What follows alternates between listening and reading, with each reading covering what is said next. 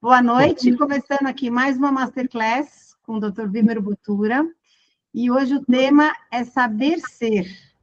Seu filho tira boas notas, faz curso de inglês, treina esporte, mas ele sabe lidar com o não? Sabe o que fazer quando se sente triste? Reconhece quando está errado? Consegue fazer amigos de verdade? A verdade dói. Estamos criando uma geração que sabe muito, mas não sabe ser. E hoje o Dr. Vimer vai trazer aqui esse conteúdo para nós sobre o pilar esquecido da educação, aquele que determina se nossos filhos serão adultos realizados ou apenas funcionais. Então, boa noite a todos, vamos começar aqui. Boa noite, Vimer. Boa noite, pessoal. Boa noite. Esse tema, saber ser, durante o tempo que eu dava aula na Faculdade de Medicina da USP, eu assistia todo ano a aula de um professor, chamado Paulo Vaz de Arruda, professor extraordinário, tinha uma aula maravilhosa.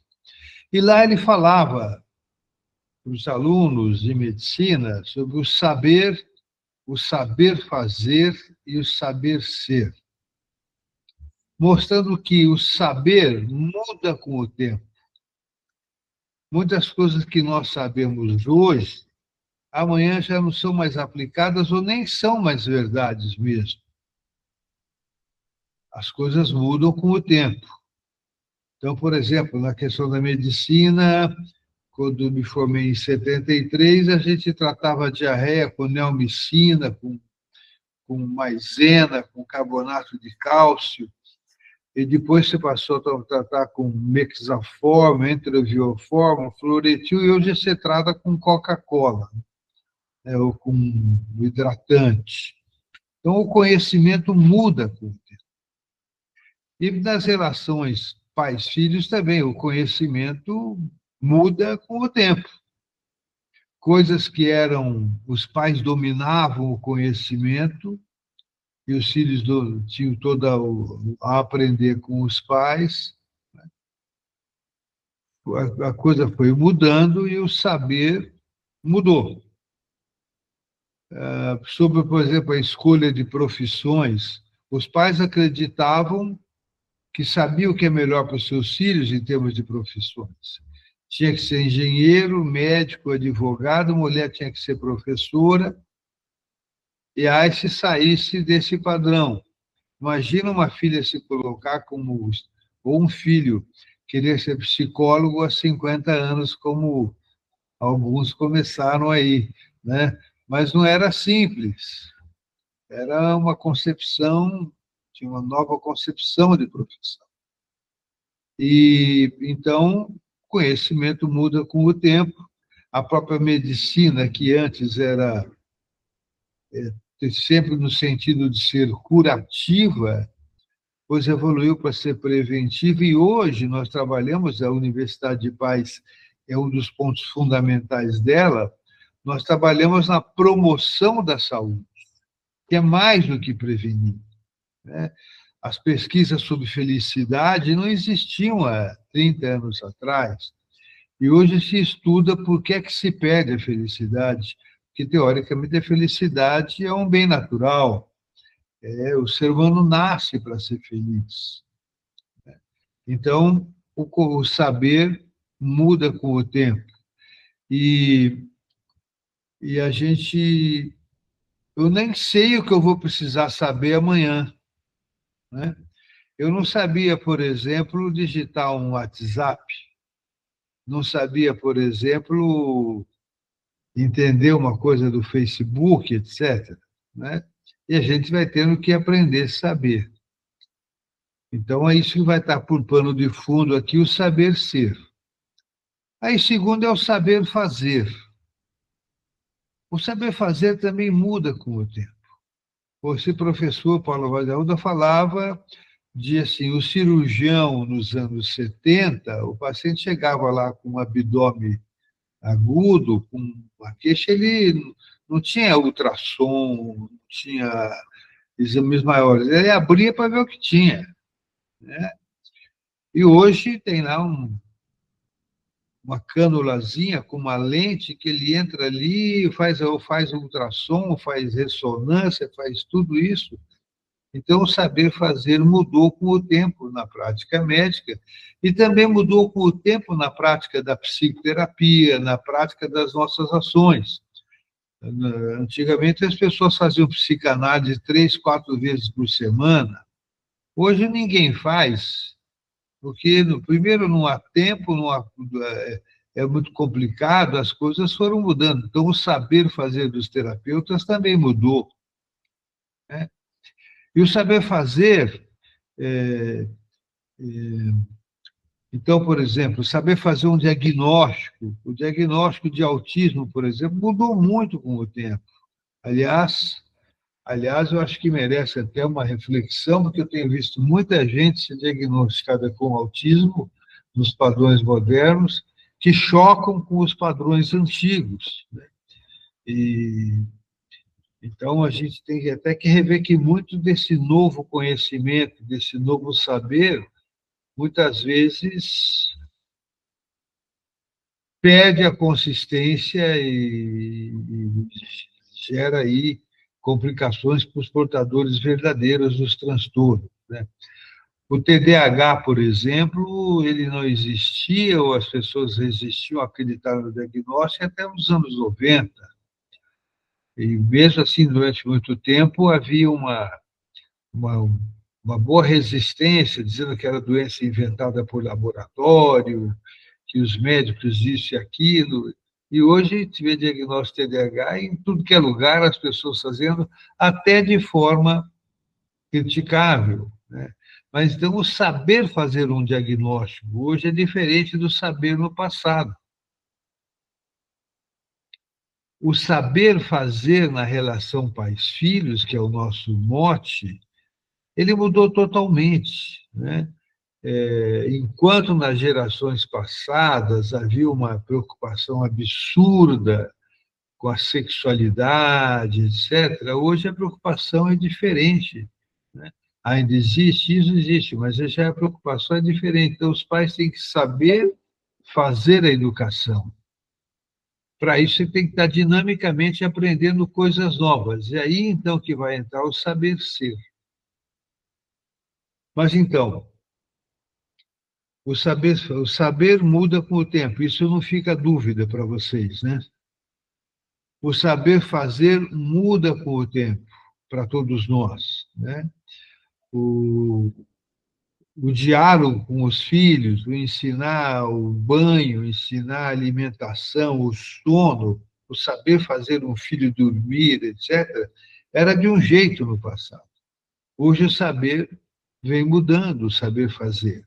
E nós temos que estar o quê? Sabendo ser. Aí aqui que eu quero gastar mais tempo nesse conceito, né? O que é saber ser? Essa minha fala partiu eu tive a ideia de falar essa, eu falo isso sempre nos congressos que eu vou, nas palestras que eu dou, etc. Mas eu estava assim, em banho-maria aqui. Aí eu ouvi hoje uma pessoa falando até de forma interessante sobre a relação pais-filhos, que as coisas mudam, e que hoje existem pesquisas mostrando que 60% das profissões que existem hoje não existirão amanhã. Mas isso me deu a impressão que a pessoa está dizendo que não adianta forçar a criança na escola para aprender coisas que não vai usar no futuro. Isso me preocupou, porque eu sei que 60% ou 70% ou muito mais por cento das profissões vão desaparecer ou vão mudar, mas eu não sei quais são e quais são as novas, né? Então, mesmo que o conhecimento mude, que o saber fazer mude, o saber mude, a gente precisa saber e saber fazer para construir um conhecimento novo, para ter como referência, para construir um novo saber. Então, não se pode desprezar o aprendizado de hoje, porque no futuro as coisas serão diferentes. o novo conhecimento, o novo praxis, o novo saber fazer, derivam do saber passado, do saber fazer passado. Pelo menos em tese. Embora hoje, por exemplo, eu não sei mais os caminhos que eu sabia antigamente, porque eu ponho no Waze. Há pouco tempo roubaram meu celular na Avenida Paulista, roubaram da minha mão direita, eu já pus a mão na mão esquerda para pegar o celular. Pus a mão no bolso para pegar o celular, que não estava lá, estava na mão do ladrão já. E eu tinha que ligar para algum lugar para pedir ajuda. Eu só lembrei um telefone, o telefone da minha clínica, que o resto todos estavam na agenda. Então, alguns aprendizados, algumas coisas novas que estamos aprendendo, podem significar perdas para o futuro, nos tornando dependentes de instrumentos e de máquinas. No próprio diagnóstico médico hoje, se critica muito o médico que pede exame de imagem e não examina o cliente, e é verdade, e é verdade. É preciso examinar, saber detalhes para confrontar e pedir exame complementar. E assim é na relação pais-filhos. O que é saber ser pai? Né? Hoje nós sabemos que os filhos têm acesso às informações pela internet, pelas redes sociais. Eles têm informações que os pais nem sabem, nem alcançam.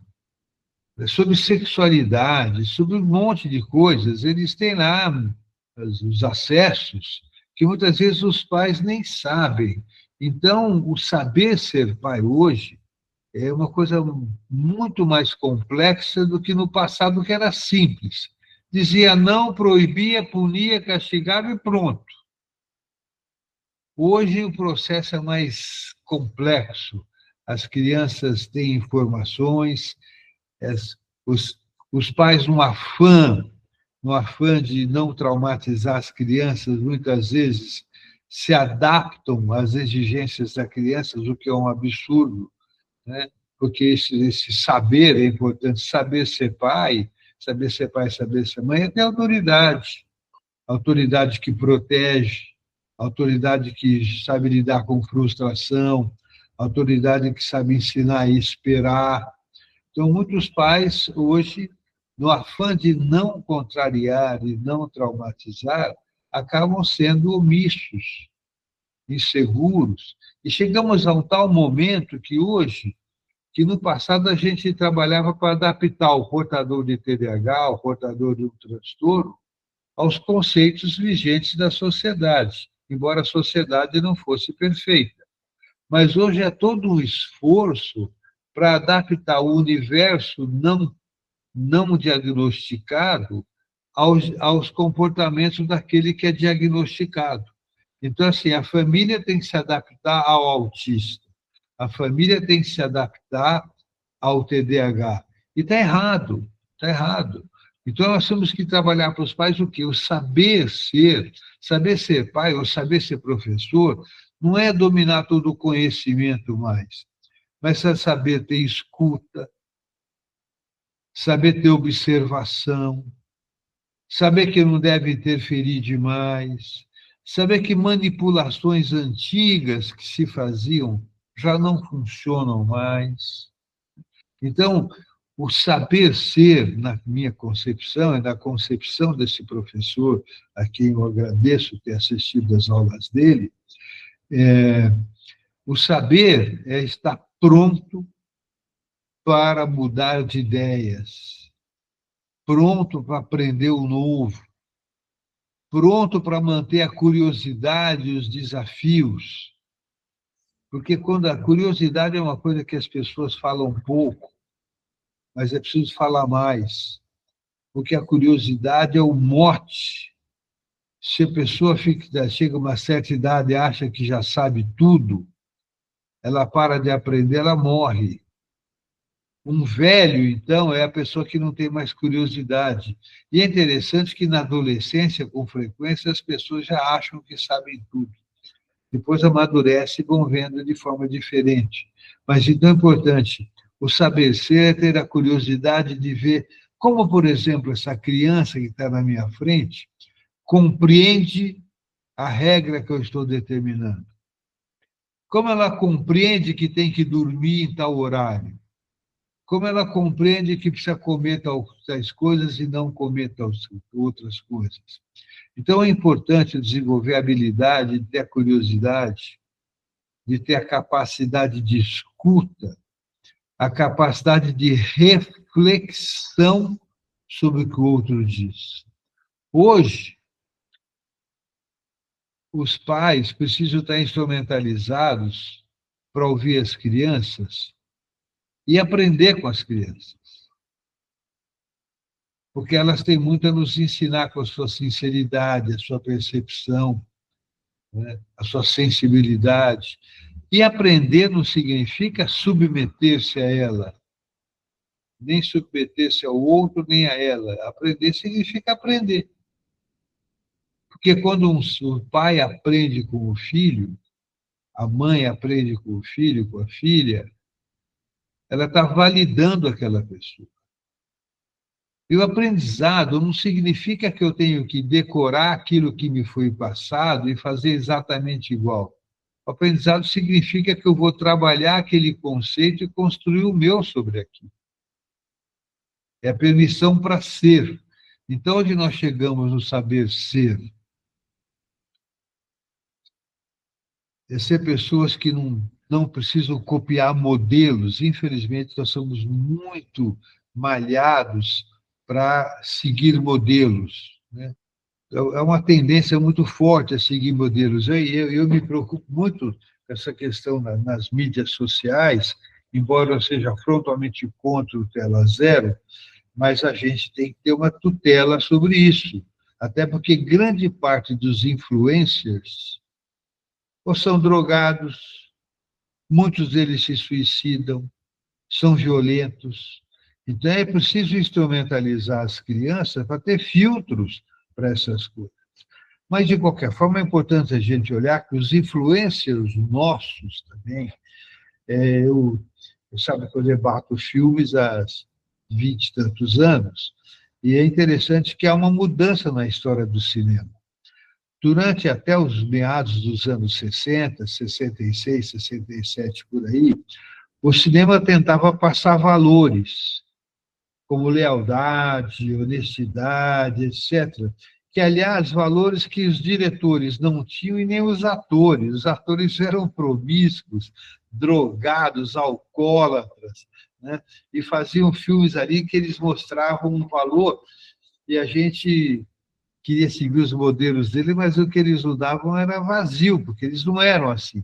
Mas não faz mal, educava a sociedade, estimulava a gente a ter valores e princípios de lealdade, coisa assim.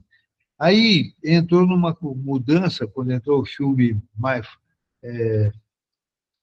Bonnie and Clyde, que passa a glorificar o bandido. E aí os filmes passaram a dar valor ao bandido, ao desonesto, etc., quebrando o ensinamento sobre valores, né? Então, nós somos frutos de influências do passado também no cinema. O consumo de cigarro era absolutamente estimulado pelo Humphrey Bogart ou por outros grandes atores, grandes atrizes, e na televisão também, né? Então, a gente sempre teve influências, né? Só que agora temos as influências na mídia e etc. E é interessante, pessoal, veja essa fala do Tela Zero, falando sobre, por exemplo, que criança só pode ver depois dos 13 anos, ou 5 anos, etc., etc. Embora eu concorde com a proibição do celular em escola, durante o período escolar, etc., mas se há muita preocupação com essas questões novas, né? Mas já em 1985, existiam publicações mostrando que a televisão aberta era extremamente danosa para a formação moral e de valores das pessoas. Tinham 600 artigos científicos mostrando isso. E eu falo isso por quê? Porque eu vejo hoje uma série de pessoas falando aquela campanha radical dela, zero criança, cuidado com a internet, blá, blá, blá, mas não vi ninguém dessas pessoas falarem sobre a influência da TV aberta, que já era ruim no passado e é péssima hoje. Já era ruim no passado e é péssima hoje, é péssima porque não permite a confrontação. Enquanto a tela ou mídia social, já te dá a possibilidade de os pais contestarem, dá a possibilidade da contrariedade, de opiniões diferentes e visões diferentes. Então, voltando para o saber ser, é preciso saber exercer a autoridade. Os filhos, as crianças e todos nós precisam de autoridade para ter quadro de referência.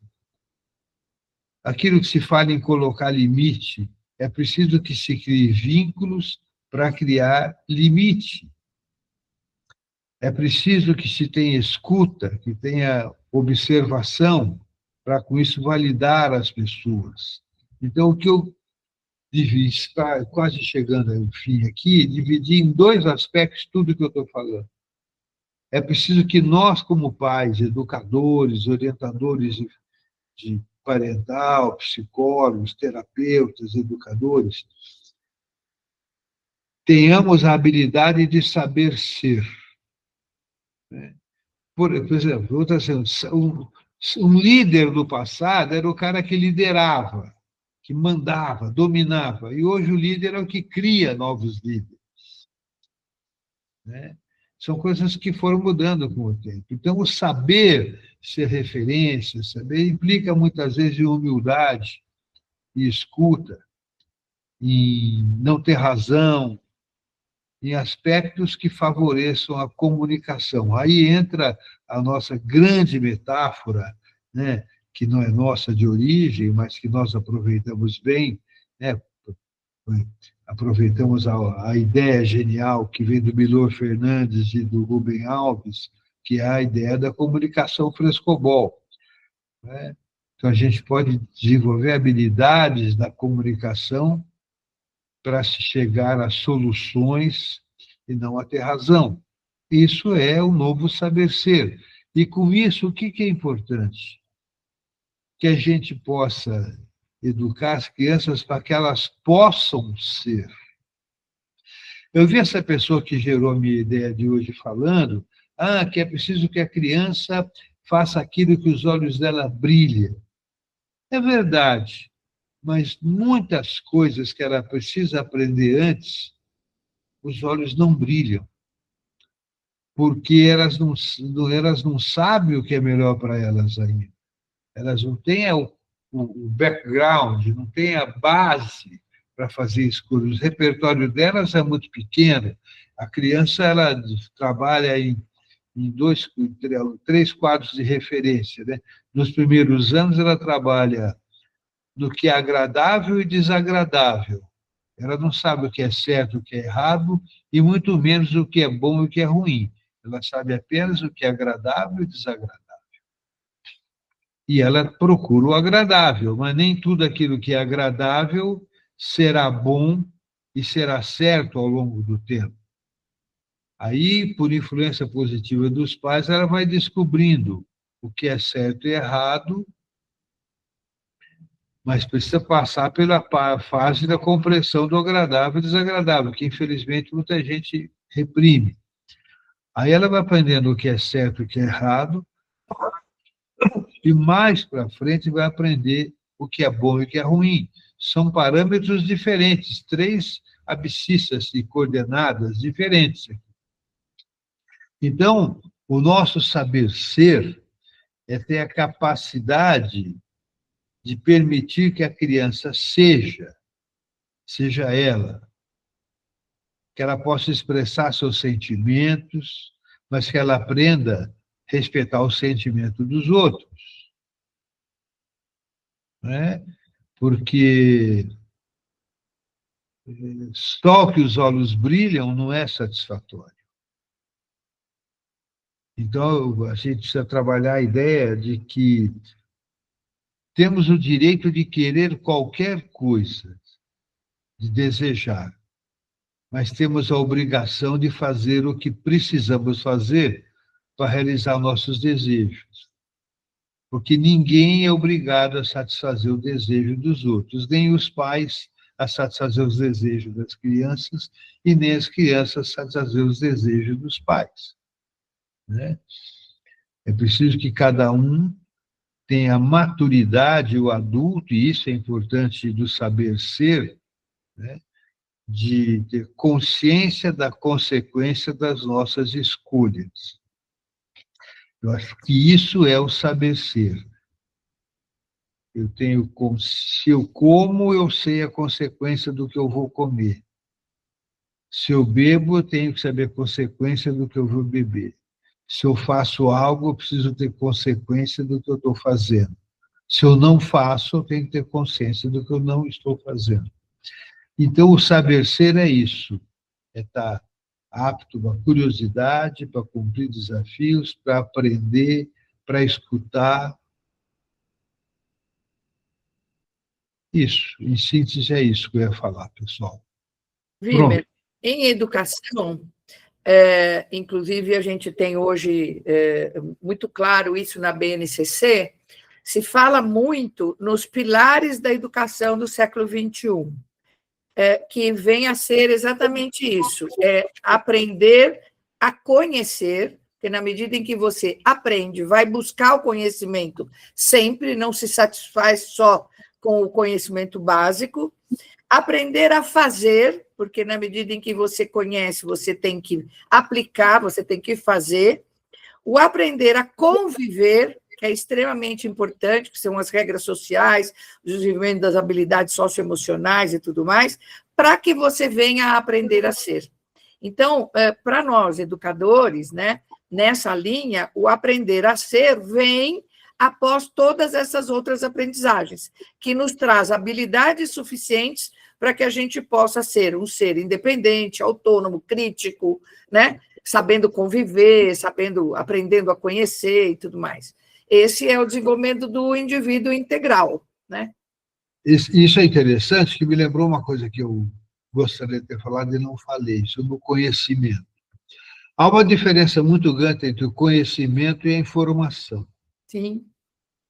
Então, eu devo sempre me perguntar, por que estou lendo esse livro, por que estou fazendo esse curso, por que estou ouvindo essa fala?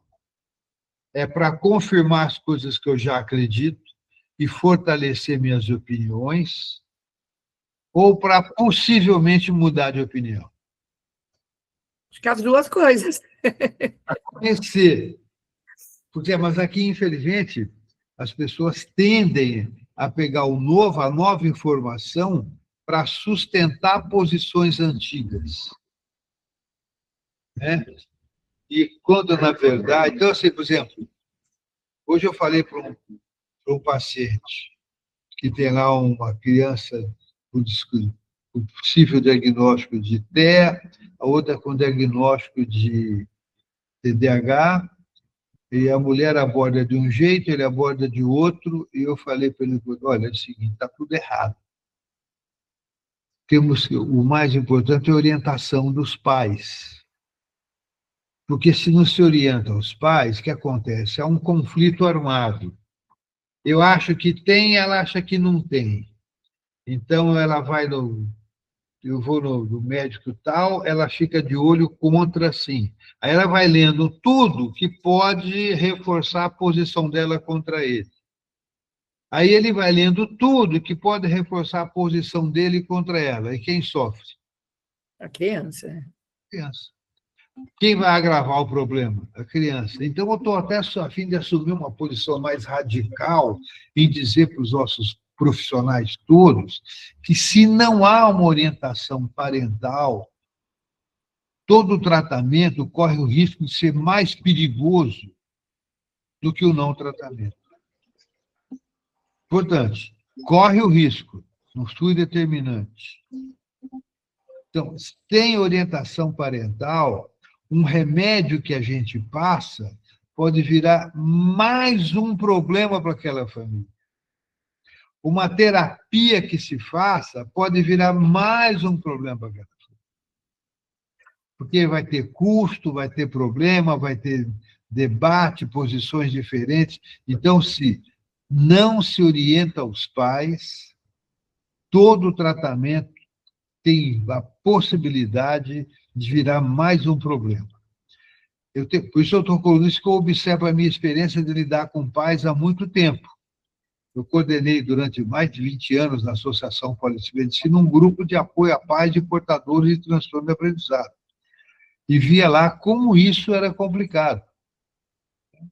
Então, essa pessoa que eu vi hoje na internet, que me gerou a ideia de falar sobre isso, faz um comentário muito interessante, que ela fala assim: se a criança joga bem tênis, mas vai mal em matemática, a família contrata um professor particular de matemática e pode correr o risco de punir a criança tirando o tênis. Está errado. Se ele joga bem tênis, o tênis pode ser um instrumento para ensinar matemática. Ele vai aprender o que é um game, o que é um jogo, o que é um set, que um game tem 15 pontos, o último tem 10, vai aprender que é vantagem, desvantagem, motivado por explorar aquele conhecimento. Se a criança é ruim de matemática e é boa de música, ou se ela tem um déficit de atenção, mas ela é boa de música, são instrumentos para a gente explorar do desenvolvimento, da superação dos obstáculos que ela vai ter. Então, isso passa o quê? Pela orientação parental. Se os pais não estão de acordo, toda solução proposta pode virar um problema novo. O problema é fazer os pais aceitarem que precisam de orientação parental. Esse é o problema. O problema é esse, o problema é fazer os profissionais entenderem isso.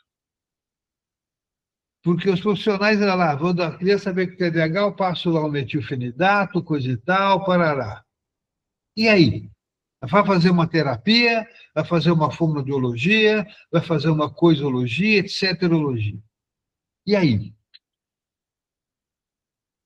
O problema fica na criança, né? Se orientar os pais, pode ser que ela não precise da fonoaudiologia, da fisioterapia, da coisoterapia, da etcéterapia, e às vezes nem do remédio. Eu já tive criança que eu tratei isso há mais de 20 anos, sem a criança se tratar. Só orientando os pais. Você conhece uma história que eu vou contar, Sueli? Tinha uma filha de uns amigos queridos nossos, que ela não desenvolvia a linguagem. Aí eles foram na fono e a mãe falou: se você quer nananá, você lembra disso? Aí a fono falou: olha, se você continuar falando nananá quando é guaraná, tua filha não vai se desenvolver. Não é? É guaraná. Não é? Aquilo foi orientação de pais que a fono fez. Né? Esse exemplo foi marcante. Isso aí tem 40, 50 anos já. Né? Mas, então, a orientação parental é, como eu falo, eu achava no começo, quando comecei a mexer com isso, que era interessante. Não, é essencial. Se a família quer gastar menos dinheiro, quer sofrer menos, ter menos conflito com o problema do filho, faça orientação parental. E o que eu estou dizendo aqui, infelizmente, na universidade não tem isso, nas associações não tem isso ainda, e nós temos que fortalecer isso. É muito mais barato, mais eficaz e mais seguro lidar com a orientação de pai. Muito bom, e para isso que estamos aqui, né, Vimer? Além da orientação, organizando a informação e conhecimento para os pais, né? Isso pode fazer toda a diferença. O André levantou a mão, quer falar, André? Eu queria que o doutor Vino comentasse a autoestima, a autoimagem, a autoconfiança relacionado com saber, fazer, ser E tem um livro bem legal que é o Filhos Saudáveis, né? É isso. Olha, é o seguinte, as pessoas falam muito em autoestima. E aí, estou com autoestima alta hoje, comprei um carro novo, estou com um novo penteado, tirei uma nota alta na escola. Isso é uma concepção equivocada da autoestima. É parte. A autoestima, na verdade, decorre de uma outra coisa muito mais importante, que é o autoconhecimento, autoaceitação. Autoimagem sintetiza tudo isso. O que é autoimagem? É a pessoa se conhecer. Se eu sou macaco, eu não aceito banana para tomar conta. Então, autoestima é decorrente de uma boa autoimagem, que é o fato da pessoa se ver bem. Se ver bem não significa me achar ótimo, sou melhor que os outros, tenho a altura certa, o cabelo certo, não. Se ver bem é se ver como a gente é conhecer nossas fraquezas, nossas vergonhas, nossas qualidades. Interessante isso, quando eu recebo algumas pessoas em psicoterapia, eu uso muito uma citação bíblica, que é a citação do joio e do trigo. E a maioria das pessoas não tem coragem de olhar para si, porque a autoimagem é ruim, consequentemente a autoestima e a autoconfiança são abaladas, porque elas acreditam que só tem joio. Joio é uma praga do trigo. É uma passagem bíblica muito interessante. Como tem inúmeras, né? Então, talvez todas. E o que acontece? A pessoa está sempre tentando se disfarçar, sempre em defesa, não é indefesa, sempre em defesa, se justificando mais do que deve, prestando conta para os outros, assim por diante. Então, eu digo, num processo terapêutico, a gente vai olhar para o joio da pessoa para descobrir o trigo. Porque como o joio é parasita do trigo, só há joio onde há trigo. Então, só há defeito, só há características defeituosas, só há erros onde existe acerto, onde existe algo de positivo. Então, nós temos que trabalhar com as pessoas, levando elas a acreditarem que por trás do joio tem sempre o trigo. Por trás dos meus defeitos, eu tenho qualidades. Então, a ideia é, se deixe conhecer, porque quando as pessoas se deixam conhecer, vai ter quem não goste dela, mas vai ter quem goste. Então, a autoestima, a autoimagem, a autoconfiança decorre fundamentalmente da autoimagem. A autoconfiança, se eu me conheço, por exemplo, eu tenho 1,55 m, eu quero jogar basquetebol e voleibol. Vai ser difícil, possivelmente eu vou ficar com a autoconfiança abalada, eu vou ter que sofrer muito para ser igual aos outros. Vai ser difícil. Mas eu posso ser um bom jockey ou um bom motorista de Fórmula 1. Né? Porque o tamanho favorece certas atividades. Então, se eu me autoconheço, eu não me proponho a fazer aquilo que me é limitante, que me é complicado, que me é difícil. Eu vou propor aquilo que está ao meu alcance, da minha possibilidade, e eu posso ter êxito em qualquer dessas coisas que eu escolhi. Então, a autoimagem é que determina as escolhas. Infelizmente, muitas vezes as pessoas têm uma autoimagem baixa e buscam compensação. Eu me lembro de uma ocasião que eu tratava uma médica muito bem-sucedida, uma pessoa bem-sucedida como médica, mas não era uma pessoa bonita. Era meio obesa e não era bonita. e ela tinha dificuldade em encontrar relacionamento, etc. E aí um dia ela encontrou um cara, ela tentava achar um cara assim, eu quero um cara mais alto que eu, 2 anos mais velho que eu, que ganhe mais do que eu, que era difícil, que ela ganhava muito, que seja bom parceiro, bom companheiro, fiel e bom de cama. Eu falei para ela, se arranjar um cara desse, até eu quero. Né? Pô, cara perfeito desse. E aí ela ficou brava comigo, sumiu por uns 2 meses daqui, e voltou depois. Não, você tem razão, Roberto. Porque eu mostrei para ela que ela não era uma mulher.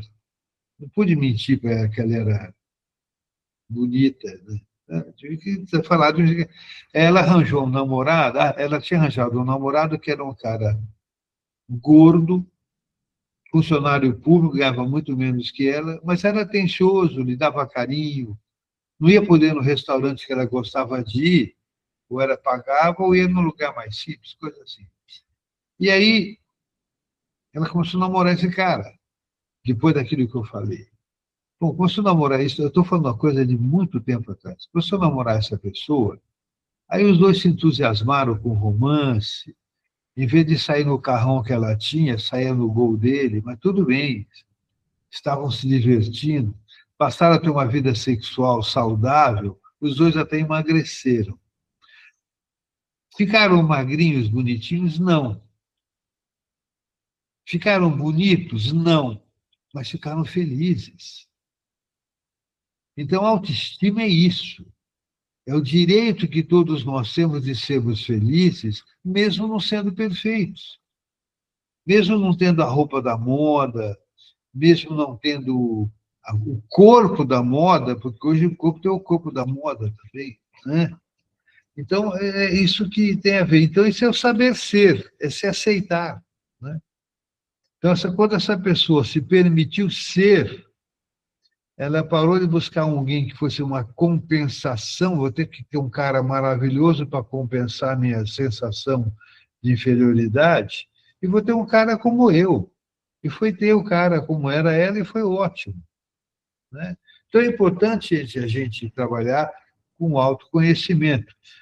Tem uma piada que roda na internet, que uma mulher chega no terapeuta e fala assim, doutor, eu sou uma pessoa feia, chata, meu marido falou que eu sou feia, chata, desagradável, desinteressante. O que é que eu tenho? O cara falou, ser razão. Entendeu? Tem razão. Ela teve que aceitar e mudar, vai mudar, ninguém é perfeito, né? Vai ficar se enganando. Então, saber ser, às vezes a gente ouve coisas que. Eu lembro quando eu era estudante, jogava futebol no gol, enxergo com um olho só. Aí foi ter um jogo da faculdade contra um time, um jogo treino contra os aspirantes de um time profissional, foi 7-0 para eles. Tomei gol de tudo que é jeito. Aí o meu professor chega no corredor da faculdade e fala assim, ô Botura, você joga bem no gol, pena que não enxerga, né? É isso. Respondi, André. Respondeu. Acho que foi uma ótima reflexão, né, André? Falando aí da autoimagem, da autoestima. E como é importante a gente conseguir prover recursos para os nossos filhos, além do nosso próprio autoconhecimento constante, né? Prover recursos para que os nossos filhos consigam se perceber e terem uma clareza dessa autoimagem, né? E essa questão, então, o saber ser que eu falo, é o saber ser a gente, porque quando a gente sabe ser, permite os filhos a serem também, né? Porque existe um fenômeno chamado superadaptação, que assim, eu fico me adaptando a que eu acho que os outros querem que eu faça. E aí eu ensino isso para a criança também a superadaptação, ela vai ficar se superadaptando. E aí uma forma de então, as pessoas vão estar distantes de si a vida toda. Né? É uma busca de adaptação na sociedade que as pessoas têm. Né? Elas tendem a, muitas pessoas, por ter autoimagem ruim, etc., autoestima ruim, tentam estar sempre se adaptando à expectativa dos outros. Né? E aí eu lembro que são pessoas que eu falo que são jogadoras de xadrez. Eles não dão um lance sempre pensando em como vão ser atacados, estão sempre se adaptando. São pessoas aparentemente muito boazinhas, aparentemente não criam problema, não desagradam ninguém, não têm opinião própria, né? São pessoas que não se deixam conhecer. E, na medida que não se deixam conhecer, jamais vão confiar no sentimento dos outros por ela, porque, no fundo, ela tem a mensagem assim: quem me conhece não me compra. Então, está sempre se adaptando ao que acha que os outros acham que ela deve achar. E provavelmente deve ser uma pessoa que julga muito os outros e se julga também, né? Exatamente, a pessoa se julga demais os outros. Sofre por causa disso. Em algum momento, ela pode até confundir isso com o bullying dos outros? Pode, mas quando eu falo isso, eu não tenho sentido de criticar essa pessoa, não. Eu tenho sentido de dar permissão para ela errar, para ela se mostrar, né? Porque não é criticando que se resolve, né? Tem uma música do Gilberto Gil.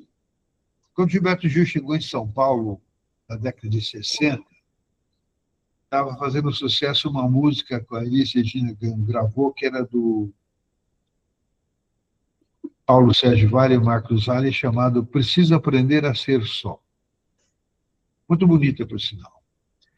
E aí ele começou a receber a orientação de muitas pessoas, assim, para ele, como ele tinha que se vestir, como ele tinha que se portar, e ele fez uma música maravilhosa chamada Preciso Aprender a Só Ser. Genial, né? É uma música que vale a pena a gente procurar para ouvir, né? Preciso Aprender a Só Ser. Essa música vale a pena a gente voltar a cantá-la. Ela sumiu, pouca gente conhece, mas ela é muito linda. Precisa aprender a só ser, né? Simples. É isso. Muito bom. Então, pessoal, obrigado pela presença, pela participação. Obrigada, boa noite. Boa noite. Tchau, tchau.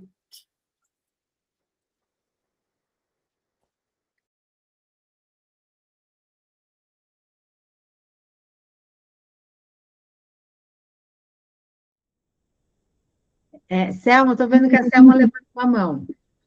Então, é complicado, eu acho, tudo isso, mas eu fazendo... O ano passado eu fiz terapia com psicólogo humanista, e eu assisto muitos vídeos do Augusto Cury. Então, o nosso bairro... E, estão ouvindo?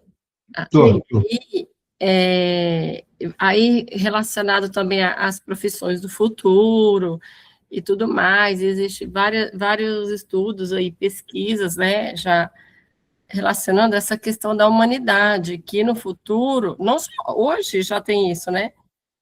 E Augusto Cury relata muito bem que hoje a felicidade está muito em a gente achar a humanidade dentro da gente e nas pessoas, porque não é o dinheiro, às vezes, não é a profissão, né, não é o status, nada disso, mas você tentar enxergar as pessoas como seres humanos mesmo, né, que cometem erros, que sofrem, que têm decepções, e que apoiam e precisam de apoio.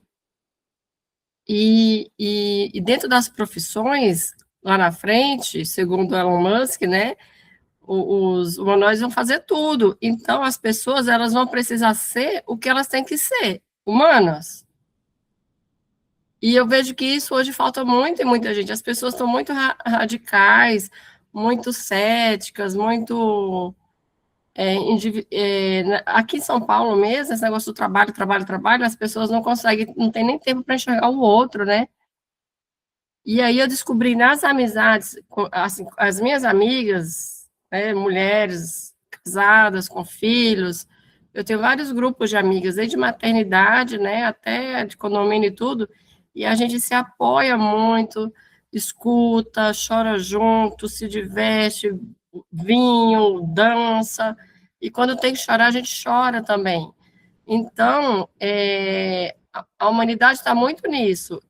E uma coisa que eu sempre escolhi para as pessoas ficarem perto de mim é se elas são boas pessoas, se ela tem um coração bom dentro das atitudes dela, está relacionado a boas escolhas em relação ao que é ser uma boa pessoa, né?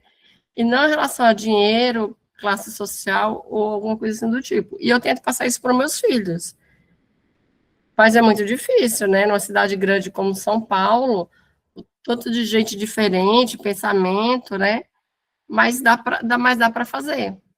E minha origem do agro, né? Porque eu sou filha de agricultores, vivi na roça até os meus 15 anos, me ajudou muito em relação a tudo isso. E eu vou muito para a natureza, quando assim, eu estou um pouco perdida, e eu tenho muitas plantas, eu gosto de pôr o pé na terra, eu vou muito para a natureza para me encontrar, para ter paz, para ficar próxima de Deus, entendeu? Então, eu acho que falta um pouco das pessoas olharem para si e para o outro com esse olhar mais humano. O que você trouxe é interessante, que eu vi essa reportagem sobre Elon Musk, que vai fabricar robôs humanos, robôs, né, que vão substituir o ser humano no trabalho, etc. E aí quem mostrou fez um questionamento: será que vai ser bom ou vai ser ruim? Porque o que vai ser de nós com o tempo ocioso demais? Né? A gente tem que pensar muito sobre o saber ser nessa época, vai ser mais complicado, né? Eu falo que para mães com muitos filhos, trabalho, sei o que, um pouquinho de tempo ajuda, né? Eu vi um meme essa semana assim, falando assim, não fala que os robôs vão substituir tudo, né? Cadê o robô que vai me substituir? Aí era uma mãe falando isso. Eu conheço dois filósofos que eu acho interessantes, que Bertrand Russell e o De Magis, italiano mais recente, que falavam sobre a importância do tempo livre, né? do ócio criativo. Isso o De Magis, né? Domenico De Magis. E o Bertrand Russell propunha que a sociedade devia trabalhar 4 a 6 horas por dia, né? Mas não é tão simples assim, né? Porque ainda tem muito que acontecer para a gente chegar a poder saber o que faz com o tempo livre. Por exemplo, você vai pegar no interior, o consumo de álcool é muito grande, porque as pessoas têm muito tempo livre, né? Então, o que fazer com o tempo livre? Tem que aprender isso. As pessoas não procuram hobbies, coisas que elas gostam de fazer e que vão ajudar na própria evolução, né? Cuidar de plantas, uma dança, um esporte, uma arte, né? Elas não procuram ocupar o tempo com coisas que vão limpar a mente, né? Mas aí entra mais uma coisa importante. Eu lembro que no começo dos anos 80, começou muito movimento de fazer teste de Cooper, atividade física, etc. E aí os profissionais de saúde reclamavam, sugeriam que as pessoas deviam praticar esporte, tipo tênis, etc, etc, etc. E aí passou uma fase que morreu muito homem em quadra de tênis. Por quê? Porque eles foram jogar tênis com o mesmo caráter competitivo que ele tinha na empresa, né? Então, a mudança não está no jogar tênis, está em como sempre, isso é muito importante. Quando a gente fala de ciência, uma série de coisas, as pessoas só falam muito o quê? Você não pode fazer isso, não pode fazer aquilo, etc. Tudo o quê? E nós temos que ter muito cuidado com o como, que, aliás, na nossa ação como orientadores parentais da Universidade de Paz, a gente fortalece muito o como fazer. Porque o que fazer com os filhos, todo mundo sabe. O duro é o como fazer, né? E aí que a gente apanha, encontra mais resistência, e o saber ser tem muito a ver com o saber como fazer as coisas. O saber ser tem saber como fazer as coisas, né? Então, essa é uma reflexão muito importante. Então, assim, procurar um hobby, procurar uma atividade, ok, mas não imprimindo nela o mesmo padrão que eu imprimo na minha vida profissional, nas minhas ações, né? Porque senão a gente repete num outro espaço, numa outra área, num outro campo, o mesmo vício. Eu escolhi um hobby que eu sempre amei, a dança. Eu sou nordestina, então eu gosto muito de forró, né? E aí, no forró, eu descobri que além de ter o abraço, né? Quando eu me divorciei, eu ia para lá, eu queria só ser conduzida. Eu falava assim, na dança é um lugar onde eu deixo as pessoas me levar, porque eu estou cansada de levar tudo em outros lugares. Então, aqui eu tenho que me deixar ser conduzida, ser abraçada, né? E também mulheres conduzem mulheres, aí a gente faz amizade na escola, tudo. Então, assim, eu percebi que a dança me deixava muito leve, alegre, feliz, e nunca mais eu parei de dançar. Mas é isso aí, você falou coisa importante.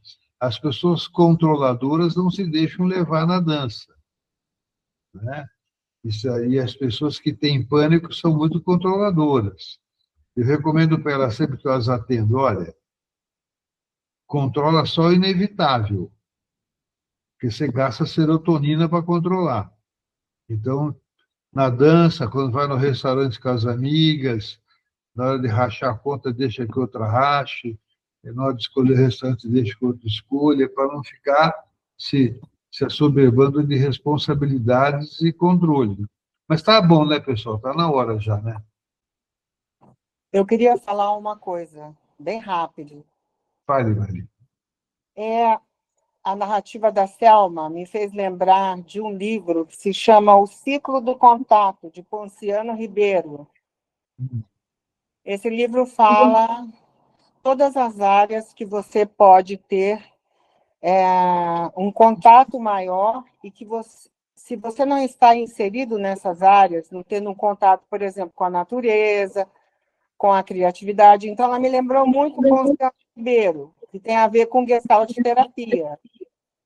Então, acho que o que está faltando também é muito uma questão de vivência do aqui e agora, dos pais, dessa vida corrida. E eu queria falar sobre isso para a gente não passar